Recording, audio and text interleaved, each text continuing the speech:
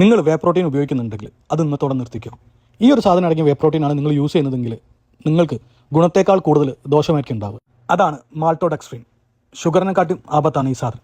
ഷുഗറിനെക്കാട്ടും ചീപ്പായ പ്രൈസിലാണ് ഇത് കിട്ടുക. ഇത് പല സാധനത്തിലും പല ബേബി ഫുഡിൽ വരെ ഈ സാധനങ്ങളുണ്ട്.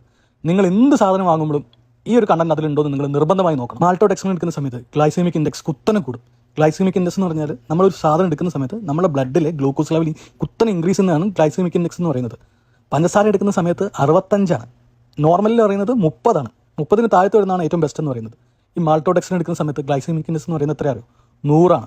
പഞ്ചസാരേനെക്കാട്ട് 10 മടങ്ങ് ആപത്താണ് ഈ സാധനം എന്ന് പറയുന്നത്.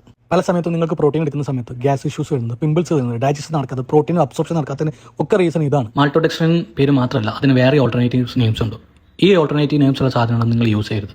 നിങ്ങൾ വിചാരിക്കും ലോക്കൽ ബ്രാൻഡിൽ മാത്രമാണ് ഇത് യൂസ് ചെയ്യുന്നത്. നിങ്ങൾ യൂസ് ചെയ്തുകൊണ്ടിരിക്കുന്ന പല ഇൻ്റർനാഷണൽ ബ്രാൻഡിൽ ഇതുവരെ യൂസ് ചെയ്യുന്നുണ്ട്. ഇനി മുതൽ പ്രോട്ടീൻ വാങ്ങുന്ന സമയത്ത് എല്ലാ കണ്ടന്റും ശ്രദ്ധിച്ചിട്ട് വേണം നിങ്ങൾ പ്രോട്ടീൻ വാങ്ങാൻ വേണ്ടിയിട്ട്.